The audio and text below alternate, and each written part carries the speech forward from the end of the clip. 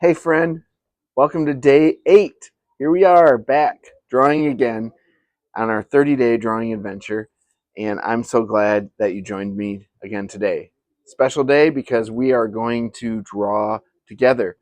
We're going to try to incorporate some of the things we've been learning into a live drawing so that I can show you how I put these things into practice and we can work on something together. It's a fun drawing. You're going to need something to draw with, a pencil, something to draw on, piece of paper or a sketchbook, and meet me back here and we will be drawing together today. I'm so excited. It's a fun drawing. Let's have some fun drawing together.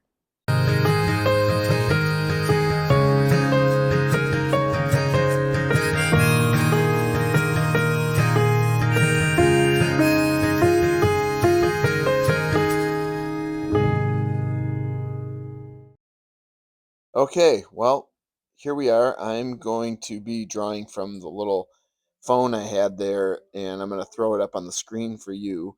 I'm going to be using a pencil, and I'm going to sharpen it here in a sec. I lost the original audio for this. I talked my way through it, but I lost it somehow. So I'm doing a voiceover, and I'm going to try to keep up. But yes, I'm going to put a little point on this pencil just to kind of um, be able to do some more detail, a little bit of detail, but not a big deal either way. I remember mentioning that we still have the offer where I'm using the grayscale set, or with grayscale set, which is a great drawing set, and has this little sharpener in it, has a full range of graphite, different hardnesses. We can talk about that at some point too, but that set, if you buy that set now and you buy this sketchbook that you see me using here, you buy them together and use the code drawing with Kirk, the sketchbook's free. So it's 60-page mixed media sketchbook, and um, yeah, we're just offering it free if you buy a grayscale set, just for you guys, just for this, specifically this drawing a video series.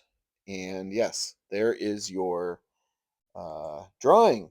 Isn't that cute? Little sea turtle. Um, I thought it'd be fun. Sea turtles are amazing creatures, and they're making a comeback. And just thought this would be fun. I'm on vacation, and I love the ocean, and so I just thought it'd be a fun drawing to do. So, if you remember, I talked about um, I talked about setting up your drawing and grounding your subject. And a sea turtle like this, you really don't want to just start drawing a sea turtle in the middle of the page. That's our subject. That's the main thing you're going to be drawing. But what we want to do is ground it. And by grounding it, I mean connecting it to something in the world. And so it's not a floating sea turtle. I mean, sea turtle could be in the water. This one isn't. So I think if we just put it in the middle of the page, it might look like it's in the water, which is not our what we're drawing from. So what I'm going to do now is I'm going to establish where we're at, and what I'm talking about is dividing up the page into fractions, the height and width of it, so I know where to put things where they touch the edge. So you see this foreground where the the sand is in the front of the drawing. I think that the photo, that is something that we want to put in the photo to ground the subject, because it's even kind of behind that piece of sand. So that sand, I'm measuring where it touches the edge, and kind of going off of, it's not, the one side is about almost a quarter of the page up. I divided the page in half height wise, and then half again was a quarter. You can see me making little marks. Now I'm going to draw the horizon in there, which is part of the photo. And that also helps establish some grounding so that it's not just going off into nothing, but you can actually see something in the background, the horizon line.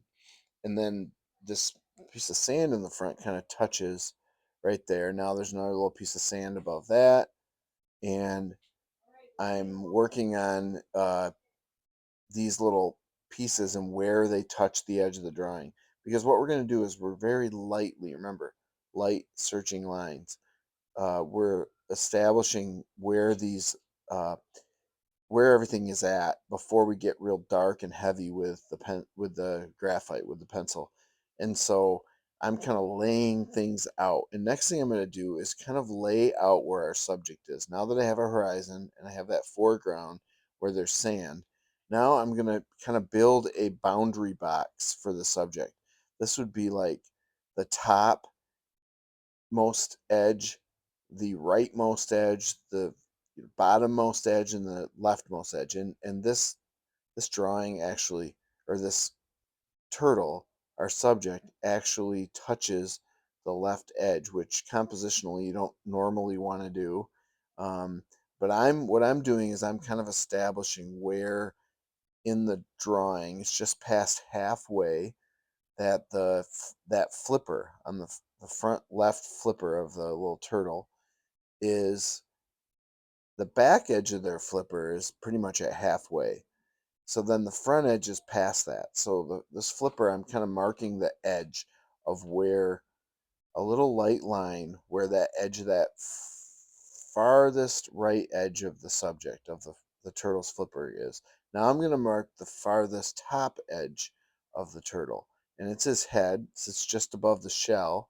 And I'm going to kind of use that horizon line that's up there. The head is like almost two skies down. So we got the sky, then the horizon, and then about double that horizon down is where the head is, the top of it. And then, like I said, the back side, I'm gonna make a boundary box or a line here, kind of a just a real light line. You can erase these later if you don't want. I can actually kind of like process lines, like showing like how you got to where you're at with the drawing. I think they're kind of cool, but not everybody loves these random lines in the middle of their drawing. So you can definitely go back and erase those later. But they're going to help us lay out where this sea turtle kind of exists on the page. And I made a few comments when I did this originally about composition. I don't really want to get into composition too much, but the fact that the turtle's on the left side facing the right with all that space from his or her little head to the right subconsciously makes you think that that turtle's going somewhere, that they're heading somewhere in the world. Uh, there's space in front of it, and that always kind of implies going somewhere. If there's space in front of the subject, if the turtle was, for instance, the exact opposite, their face was all the way on the right, just touching the edge, and they had all the space behind them, it would give you the impression that they've arrived somewhere, that they are where they're going, because the front of them has touched is at the edge, and that's not, I don't think, what the photographer had in mind with this composition. So um, I hope this isn't AI photo. It's getting so hard and so crazy now, and I'm not a huge fan. I think it's actually a photo. I was looking at a bunch of photos of sea turtles, but you never know these days, and I'm probably gonna get comments from you guys saying it's so obviously AI or something because I'm just bad at knowing what is and what isn't. I hope it isn't, but we're getting the lines have gotten blurred for sure on what is and isn't, and so um, I know one thing: the drawing you're doing right now and the drawing I did aren't AI. They're real graphite on paper. So um, yeah, so I'm using an angle of my pencil right now to find the angle of that turtle's neck. It's pretty much one straight line. And we talked about angles, we spent a day on it. You can use that pencil to make sure you kind of get that angle similar in your drawing to the original.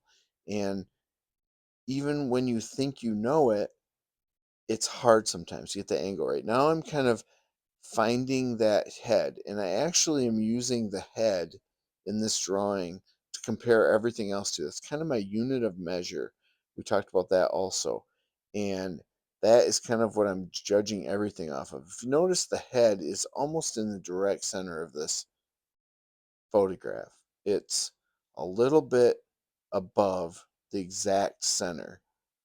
And I just find that interesting from the composition of the photographer.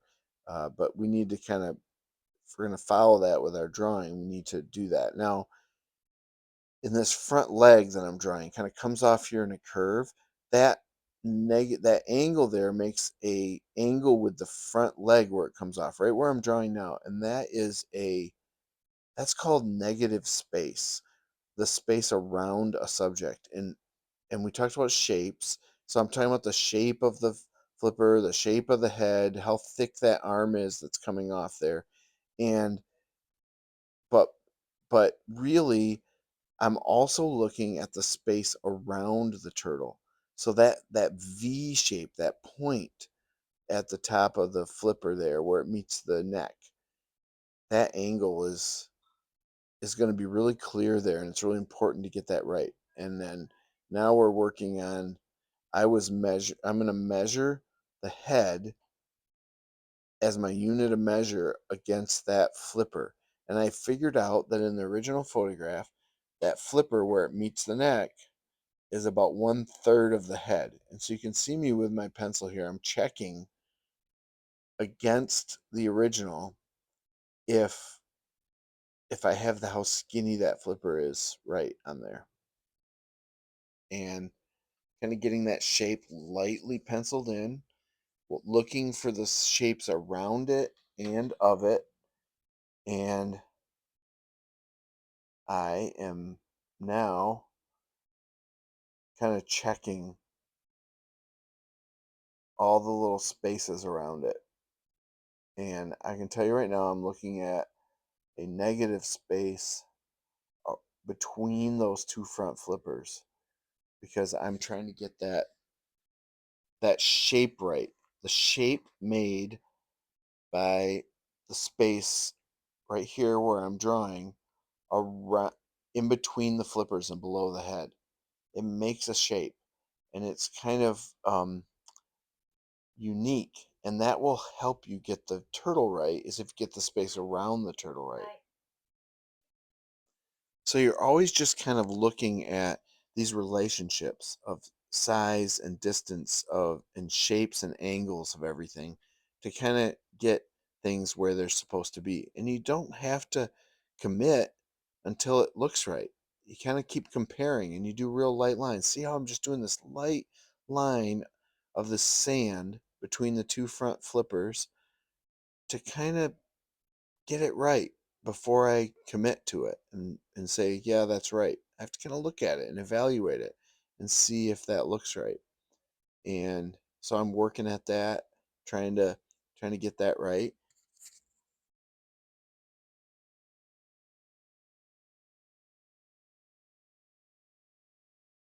Just kind of checking things, darkening it where I feel good about it, and making light marks. Now I'm gonna start working on that other front flipper. Now that front flipper is way bigger than I think our minds want us to think it is. So I think if we just all sat down to draw that front flipper, we would not draw it as big as it needs to be. From experience with me, it's hard to get that right. The reason being it's that it's right in the front of the photo, so it's bigger than it should be by comparison, not only to the other flipper that we know it's the same size as, but also to the head and the shell and the whole body. It's just sticking, it's a little foreshortened, it's right in front of us. So it's just a big feature in the photo and then in the drawing. It's actually almost as big compositionally and like as big takes up as much space in this drawing as the shell does. Look at the shell and look how much actual space in the drawing in the photo it takes up, and then look at that front flipper. They're pretty close. So I'd say between the head, the front, the closest flipper, and the shell, they're all almost about the same, which is crazy because we know we know in our minds that both the head and the flipper aren't nearly as big as that little shell. So it's just one of those things that you have to trust what you see, and you have to keep working at it and kind of comparing the two to see if they work, if they're like lining up how it is. And you can use your pencil and measure against using your unit of measure. You can compare the things to each other. You kind of have to keep doing that. So now I'm working on this curve down, and I know it takes a long curve down here, and then there's some kind of dents and bumps, and there's a little uh, bump right in the middle of that curve. And those kind of things, noticing them and adding them into the drawing instead of just doing one big curve like a turtle shell down the back, actually gives it a real look. It actually adds to the realistic quality of the drawing to add those little details in the shape. And so as we come down around the bottom shape of this, I that's my back uh, kind of boundary box there where I know the back of that shell's coming. Now as I come up around the bottom, there's kind of some, it isn't just a smooth curve. There's some bumps in this curve on the back of the shell. And I'm being careful to try to incorporate those into the that shape as it goes down. And I'm doing being real light, and I'm just working towards looking right. Working towards looking right. See this little kind of out bump comes out of the front of the shell there. Those details are important for it to looking real. Okay, so this is some of the negative space I was talking to you about. The space between the turtle shell and that front flipper and the neck all kind of make a a space there, and that neckline has to kind of line up with the stomach, because they, underneath that they meet. You can't see it where that flipper is, but we know that they meet. And so I'm looking at all these angles and these shapes to kind of see where things line up and where they need to be. Using my light searching lines, I'm finding what looks right by comparison to the photo. And I'm just kind of carefully laying it all in there.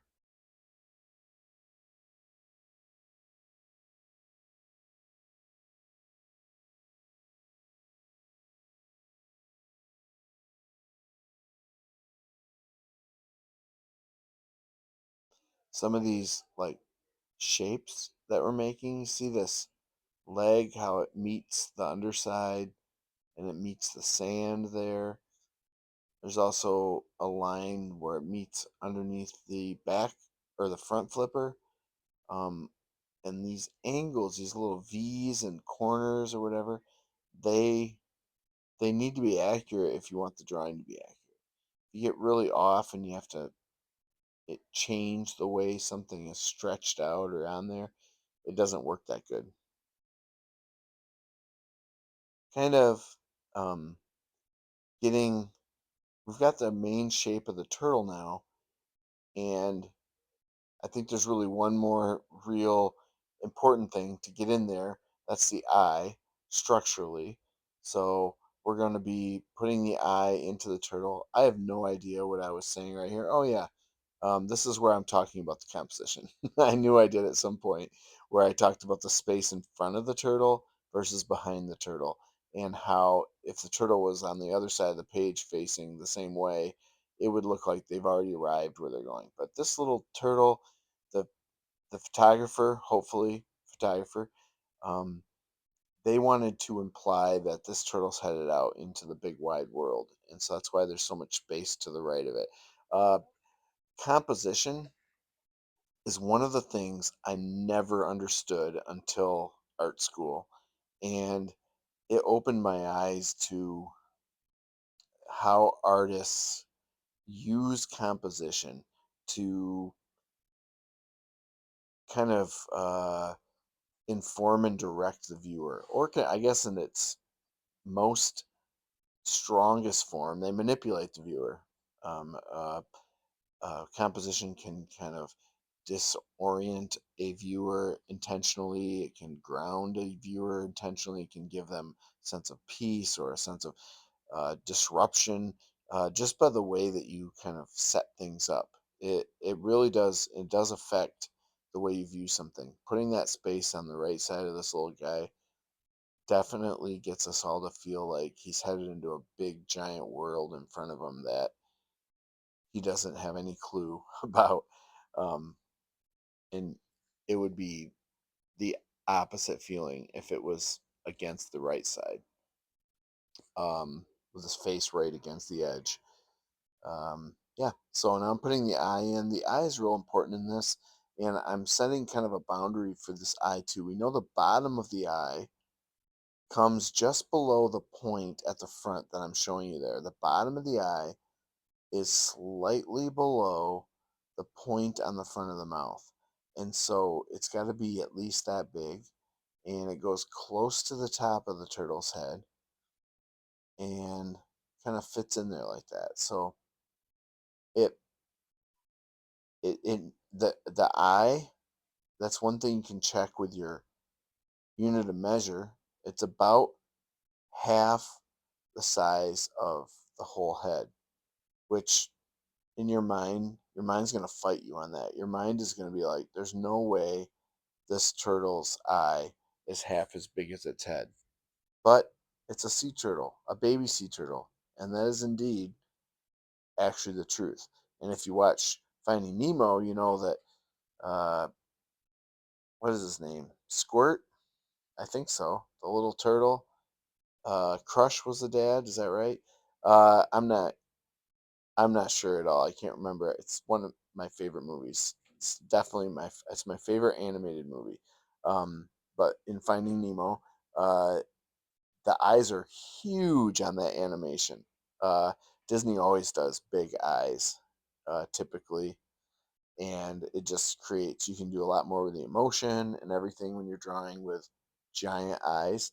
Um, so their eyes are already big, and then the sea turtles, they went insane. They like take a moment, pull up the turtles and I think it's Squirt in Finding Nemo imagery, or watch it soon and just take a note of the way that they over exaggerated the eyes. But the reason they over exaggerate them is because in normal sea turtles, they're huge. They're like half their head. Indeed, this one, the eye is about half as tall as the whole head.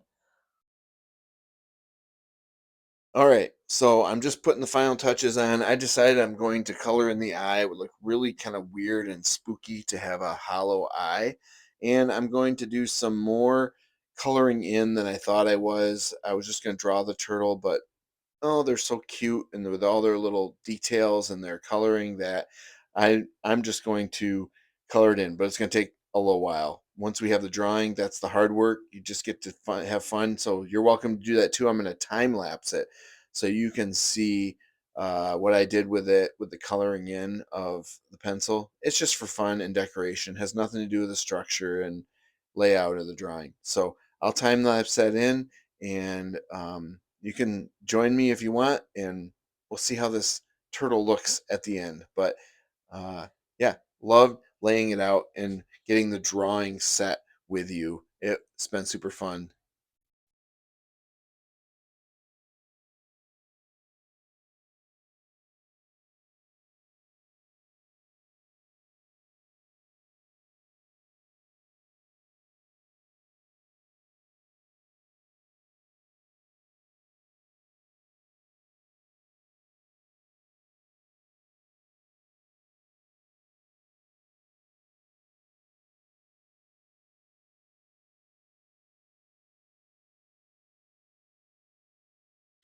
So, thank you so much for joining me as we drew together. That's going to be happening more and more. I'll probably take a day to teach you something and kind of work through it, but then we'll every so often we'll do drawings and draw together, and you can kind of learn as we go, and we'll all learn together. That's what an adventure is. So, thanks for joining me. I'll see you again tomorrow.